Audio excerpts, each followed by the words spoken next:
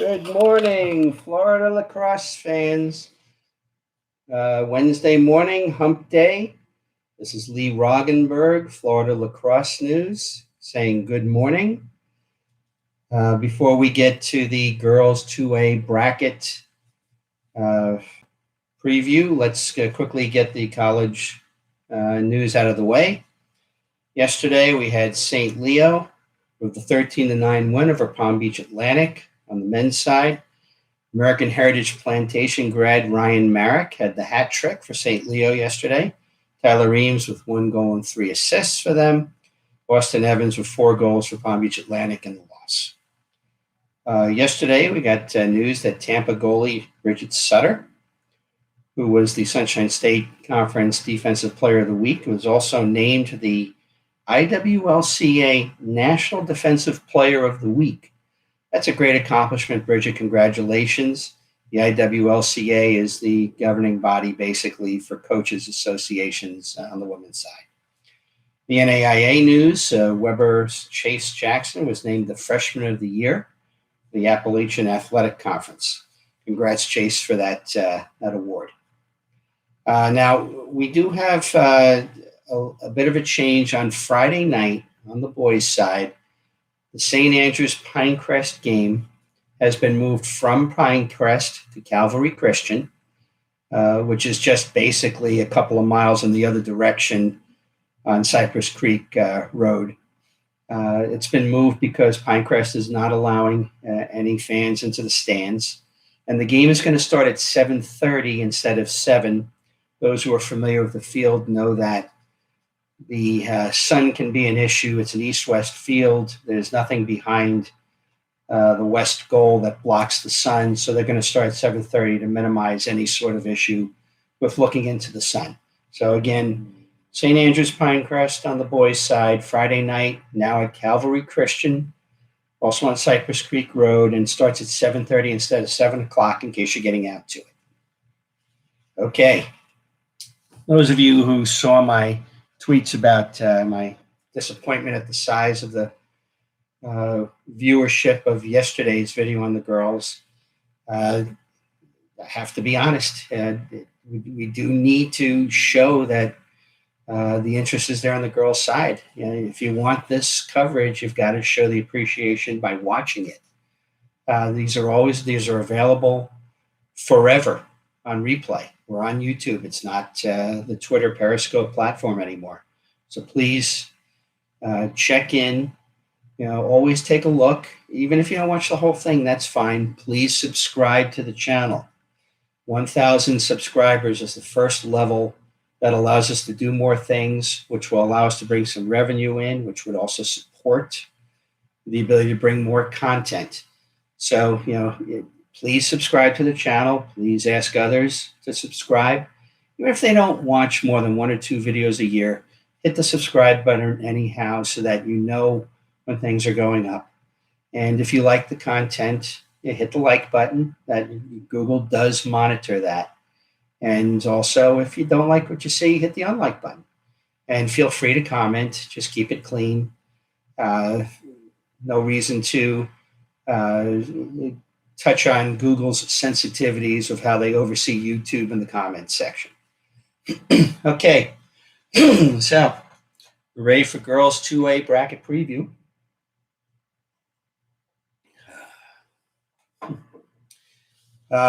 First game, the D1, D2 matchup. East Ridge is hosting Bartram Trail. These teams did not play in the regular season.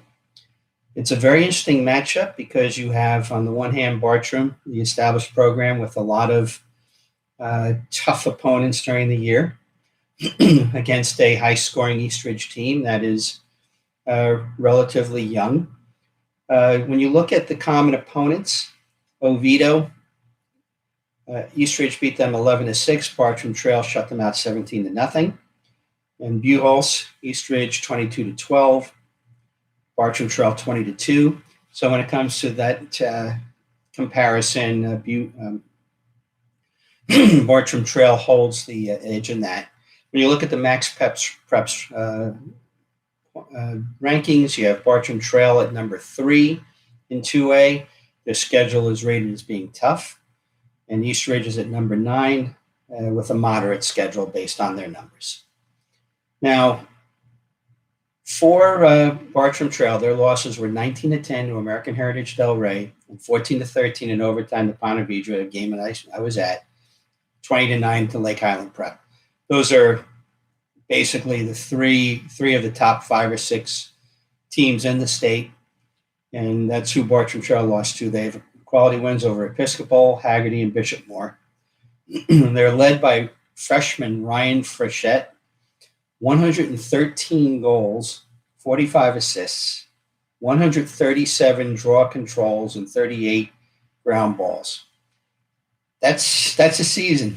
Congrats, Ryan.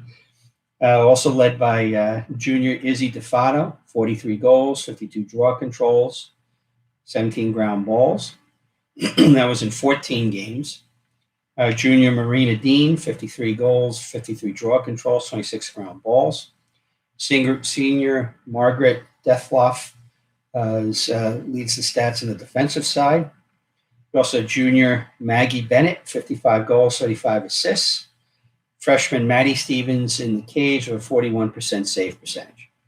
For East Ridge, they were led by senior Marissa Golem, 70 goals, 67% draw control, 32 assists, 50 ground balls. She has a twin Madeline on the defensive side. We have freshman Lola Petrowicz, who scored 56 goals, 16 assists, 48 ground balls. Older sister Lacey Petrowicz, 75 goals, 51 assists, 90 ground balls. Junior Bella Mims, 63 goals, 75 assists, 82 ground balls.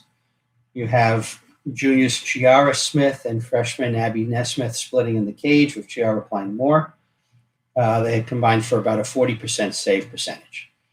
A lot of times, as I mentioned in a write-up of Columbus and Westminster Christian, you get these types of games where you have the established program against the upstart who is on the rise, has had a great year, hasn't played the same quality of schedule. East Ridge's one loss was 12-5 to Lake Brantley. And you get in these games and you tend to see a team like East Ridge will hang for a while, but eventually the experience and the tougher schedule that Bartram Trail played is going to lead me to believe that Bartram Trail will win this game. D3, D4. Haggerty hosting Lake Brantley. Lake Brantley very much a senior team. Haggerty has their scoring more spread out across their classes. Oh, by the way, I'm sorry, I didn't mention the head coaches. East Ridge head coach Stacy Mims, Bartram Trail head coach Megan Jakowiak. Megan would have been all over my case if I forgot to mention her name, rightly so. Okay, so back to Haggerty and Lake Brantley. Haggerty comes in with a 13-6 record. Head coach Mitch Whittington. Their losses were to American Heritage Delray. IMG doesn't count. Bartram, Vero Beach, Episcopal, and Ponte Vedra. Lake Brantley comes in at 16-1 under head coach John Alt. But that one loss was to Haggerty, and it was by 12-1. When you look at how Max Preps looks at their season, they have Lake Brantley at number 7, but not much of a schedule at all. Their best win was over East Ridge.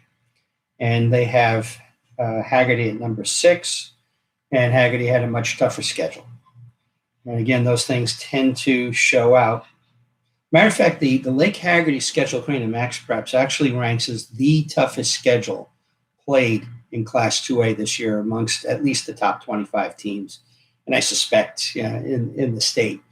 And I can't emphasize enough how important that is in getting ready for a playoff. Lake Brantley's got lots of scoring, mostly seniors. Senior Jaylee Alt, 52 goals, 60 assists, 38 ground balls. Senior Dalen, I'm assuming this is Haight Manick. I think it's Dutch, 35 goals, 14 assists. Senior Reese McCullough, 28 goals. Senior Kendall Vigi, 25 goals, and 4 others had 10 goals or more. Hetmanic and Haley Lonsbury took most of the drawers, and junior Ella Broderson had a 42% save percentage in the cage. On the Haggerty side, senior Layla Viator, 60 goals, 21 assists, 59 draw controls. Junior Hannah Thomas, 38 goals, 40 draw controls. Junior Carly Bittner, the St. Leo commit, 26 goals, 31 draw controls. Freshman Ellie Wilkins, 32 goals. Sophomore Katie O'Connor with 31 goals. We have senior Natalia Cruz, 51% save percentage, who's a Kennesaw commit. And freshman Edie Wilkins, which I assume is the twin. Actually, Mitch did confirm that. Yeah, they are twins. 33 caused turnovers, 27 ground balls in defense. Haggerty does have a quality win over Steinbrenner. Steinbrenner's only loss of the year.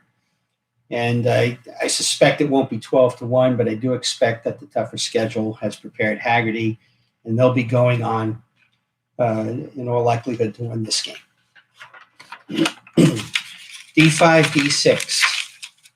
Olympia is hosting Winter Park. They did not play in the regular season. This is a matchup where both of these teams ranked fairly low in the Max Preps power rankings in 2A. Olympia at 25, Winter Park at 33. Both were considered to have played weak schedules. For Olympia, they're 10-6. Head coach Callie Porsche, I don't know if it's Porsche or Porsche. Sorry. For the losses were Trinity Prep, Windermere, First Academy, Bishop Moore, Lake Island, and Lake Mary. They beat West Orange 8-7, which might qualify as their best win. A team that Winter Park did beat. We'll skip that. There are 15 seniors on the team. The draw specialist is Darby Reagan. Elise Beckemeyer has a 60+% save percentage. The offense is led by Avery Copper and Avery Ortiz. And Mitty Abby Mish is 15 ground balls in the district final. That's a game. And Haley Davis was described by her coach as a ground ball machine on defense. Okay, on the Winter Park side, the losses: Trinity Prep, Bishop Moore, West Orange, Lake Brantley, Oviedo, East Ridge. Some partial stats: Eleanor Rader, 25 goals in 11 games. Kendall Tatum, 16 goals in 12 games. Grace Peters and Aubrey Granville with 15 goals each in 11 games. Senior Kaylee Bly took most of the draws, but it was spread around amongst others too. And junior Annabelle Shellhorn with a 36% save percentage in the net. This, on paper, looks like a complete toss-up. You don't really, there's really no way to predict this one. Expect a close game, or maybe it just comes down to one of the two goalies getting hot, and that kind of makes a difference in games like this too. But again, complete toss-up. There's no way I can tell or predict a win in this game. Next, we get this D7, D8. We have Celebration against Vero Beach. Vero Beach is the number one team in 2A in the Max Preps rankings. They've played a very strong schedule. Celebration is number 22. It's played a weak schedule. Celebration head coach Laura Jones, 12-3 record. Their losses were to East Ridge, Lake Wales, and Windermere. Have some partial stats. Senior Kaylin Figueres, 26 goals, 20 assists, 31 draw controls in 5 games. That's production. Sophomore Erin Balbanton, 24 goals, 9 assists, 36 draw controls in 5 games. Senior Megan Peck and freshman Isabella Phillips split the cage, with Peck playing most of the games. Vero 13-1 under head coach Shannon Dean. The only loss, 13-5 to Lake Island Prep. It's number 1 in 1A. Quality wins over Ponte Vedra, Vieira twice, Haggerty, and Pinecrest, as well as Benjamin, a game that I actually got to see the last 10 minutes of or so. Unfortunately, Shannon, over the years, has always been a little reticent about statistics. I reached out trying to get to him. Unfortunately, it didn't. I know that Joy Coffey is the only goalie listed as a junior, so I'm assuming that she's in net. And I want to shout out to sophomore Alexa Vega, who has kind of become partly a Florida Lacrosse News Twitter online star and front yard scourge. Those might remember the video of her shooting with cars in the back, although she insisted to me that the house was not behind the net. And since I believe her dad is the assistant chief of police in the area, I know that Alexa will not take that chance, knowing she wouldn't get off so easily if she did break a window in the house. So I wanted to let you know, Alexa, we do appreciate the postings and the support on the website. But either way, Vero Beach is going to win this game easily. It's a great year for celebration. Nice to see a program again, a relatively new program on the rise, winning their district. But this is the number one team in the state in your class, and this is where it ends. D9, D10, Plant is hosting Steinbrenner. Unfortunately, I didn't get stats out of Plant. Plant 14-3 under head coach Jane Chapman. They did play on February 16th in the first game of the year. Steinbrenner, the 17-7 win over Plant. Steinbrenner's only loss was 5-4 to Haggerty under head coach Ed Kay. Max Preps has Steinbrenner at number 8, relatively weak schedule. Plant at number 10, a little bit better schedule. Plant's quality win, 2 wins, Academy of the Holy Nails and Sickles. Their losses were to Steinbrenner, Newsom, and Bishop Moore. The only thing I can tell for sure on the Plant side is that Gabby Dodson is a senior goalie, and I can only tell because she's the only goalie listed on the roster. Steinbrenner, this is interesting. Didn't really dig too deep. I noticed after the loss to Haggerty, surprised that they were held to 4 goals. And then I did dig some deeping. There's only 2 seniors on the team. Neither of them contribute a lot offensively. This is a very young team. 6 30-goal starters, and every single one of them are sophomores. Let that sink in. This is a sophomore-heavy team that went 15-1. Sophomore Kate Prentice, 49 goals, 49 draw controls in 14 games. Sophomore Taylor Lapointe, 48 goals, 34 assists, 61 draw controls in 14 games. Rory Prelick, 38 goals, 15 assists. Sophomore Loie Lind, 33 goals, 13 assists. Sophomore Carly Gray, 33 goals, 43 assists, 52 draw controls. Sophomore Natalie Jones, 31 goals, 17 assists. Sophomore Caitlin Price, 24 goals, 18 assists. And in the cage, sophomore Abigail Fish. I'm guessing it's Fish. The roster says F. EASCH. EASH. 57% save percentage. These are all sophomores. We're not going to be watching this team go away anytime soon. And if there's now that could also be a little bit of an issue because a lot of times playoff lacrosse is a little bit different pressure-wise. But if these kids rise up to that, they'll be taking down Plant. And they've already shown in the regular season they can do that. But that was back February 16th. And a lot of times, first games of the year are not as indicative as they tend to be later in the year.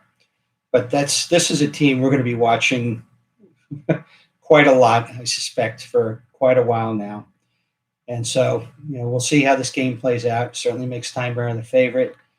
And we'll see how this plays out. But boy, this is going to be fun going forward. Okay, D11, D12. Venice is hosting Newsom. Venice making their first appearance in the brackets. Now, 4 years ago, 2017, the program started, I remember having discussions. I think it was Venice, Sarasota, and one other school, and they wanted to start their programs. And they were asked to put up a substantial amount of money to show the interest, both on the boys and the girls' side. And they did it. And I'm not going to tell you the money because, frankly, it would embarrass the school district to hear what they were asked to do. And they did it anyhow. Congratulations to them. Reached out. Venice finished 8-0 under Liz Bacon. Unfortunately, they're kind of in a secluded area for lacrosse in their area. They have to go up to Sarasota. They have to go down to Fort Myers and Naples. I think they're in the Port Charlotte area. And it's a little bit of a trek. Their best win was over Gulf Coast, which they barely won the rematch with in district, was 16-15 in the finals after the 10-goal regular season win. In Max Preps, Newsom is ranked number 5, moderate schedule, and Venus is ranked number 13. Unfortunately, it's ranked as the worst schedule of the top 20 by Max Preps for strength of schedule. Now Newsom, 13-1, head coach Jamie Watson. Their only loss was pretty good spanking by Lake Island Prep, but that's hardly unique to them. They defeated Plant 14-12, Riverview twice, including the district championship, and also defeated Bishop Moore 11-8. They're certainly more tested. When it comes to the top players on Venice, we have sophomore Sophia Santagata, 40 goals, 10 assists, 19 ground balls. Junior Gianna Falbo, 26 goals. Junior Sophia Burns, 19 goals and 61 draw controls. Senior Morgan Gross with 17 goals. Junior Kaya Bartlett, 10 goals, 33 ground balls, and 40 draw controls. There was a nice March 10th article for Venice on yoursun.com if you want to look that up. Senior Margaret Lane, 53% save percentage in the goal. On Newsom, their top players, sophomore Savannah Swanovich, 53 goals and took most of the drawers. You had junior Maya Bronson, 39 goals, 31 assists. Senior Taylor Dabney, 27 goals, 33 assists. Freshman Gracie Ochoa, 22 goals, 15 assists. Sophomore Cassidy Bowman and senior Sarah Jackson shared the goal of approximately a 50% save percentage between them. It's great to see Venice where they are. Newsom has been more established. They have the better schedule. They have some quality wins, and I just see Newsom winning this game and going on. Down the southeast, 13-14, we got Stoneman Douglas hosting Palm Beach Central. Unfortunately, I don't have statistics for Stoneman. Stoneman finished 8-2 on the season under head coach Christina Stein. They are ranked number 4 in 2A Max Preps, considered to have played a strong schedule. Palm Beach Central is ranked number 11 and was considered to have played a weak schedule. Palm Beach Central did go 14-1 under head coach Travis Abel. Their only loss was to Calvary Christian on March 30th, 8-6. Looks like they have a quality win, 9-8 over South Fork. On the Stoneman side, obviously, even though I don't have the stats, senior Sammy Fisher, junior Carly Fleischer, leading the offense with support the draw control by senior Lauren Figas, who's Louisville commit. And on the Palm Beach Central side, we have junior, hope I don't butcher this too badly, Sophia Ciccioloni, 41 ground balls, 51 goals, 25 assists. Junior Sabrina Levine, 39 goals, 26 assists. Sophia's younger sister, freshman Shiara, notice how I avoid that, 30 goals, 12 assists. Sophomore Faith O'Neill, 28 goals. Both of the sisters take draw controls, and senior Mia Carroll with a nice 59% save percentage. Stoneman should win this game comfortably. They've played the tougher schedule. They've played a lot of the bigger games. Their losses were 16-4 to St. Thomas, 18-8 to American Heritage Del Rey, and quality wins over Benjamin and St. John Paul. Okay, and then the last one, Western is hosting St. Thomas Aquinas. Max Preps has St. Thomas Aquinas as number 2 in 2A, playing a tough schedule. Western at number 14, playing a weak schedule. Western 8-2 on the year under head coach Neon Pinto. A little interesting backstory with him and me. I believe we met at LaxCon 4 years ago on the train in from the airport, had a nice discussion. Neon told me about some of the things that he had to put up with earlier in his coaching career. And it's just nice to see that he has continued on. He's a district champ with Western. And congratulations to you. Losses were to Boca 9-8, Pinecrest 18-7. St. Thomas went 9-1 over under head coach Kevin Gilligan. Their only loss was 12-7 to Lake Highland Prep, which is a game that I saw in full. A game that St. Thomas showed that, they certainly deserve their ranking. They have quality wins over Stoneman, Benjamin, and Pinecrest. For Western, they're led by senior Sidney Hoover, 34 goals, 12 assists, 48 ground balls. Senior Madison Schultz, 22 goals. Senior Jordan Fine with 18 goals. Junior Allie Fine, I assume younger sister, 16 goals and 68 draw controls. Junior Rebecca Harkins with 16 goals. And sophomore Jada Irwin with a 55% save percentage. On the St. Thomas side, junior Ava Uvino, 31 goals, 20 assists, 31 ground balls, and 21 draw controls. Junior Sophia Gutman, 28 goals, 16 assists, 33 ground balls. Junior Perry Riegner, 28 goals, 11 assists. Sophomore Taylor Banks, 17 goals and 14 assists. Junior Skylar Troyan has a 59% save percentage. Clearly, St. Thomas is the big favorite in this game. I do expect them to win comfortably and move on to the next round. Okay, just to recap, we see Bartram Trail as the favorite over Eastridge. We see Haggerty as the favorite over Lake Brantley. We see Olympia and Winter Park in a complete toss-up. Vero Beach as the favorite over Celebration. We have Steinbrenner as the favorite over Plant. I do expect a closer game.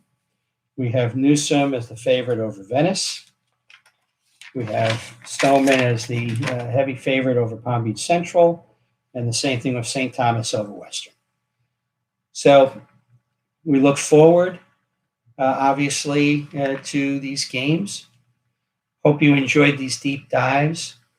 Hope I see a lot of viewership on this. If we can get the subscriber number up to the right level, get a chance to bring some revenue in, maybe Patreon down the line, the girls' coverage will leap substantially. Subscribe to the channel, please. Hit the like button if you liked what you heard. Drop a comment. Maybe if I've mispronounced a name or said something wrong, drop the comment here. Okay. This is Lee Roggenberg, Florida Lacrosse News, saying so long from the Sunshine State.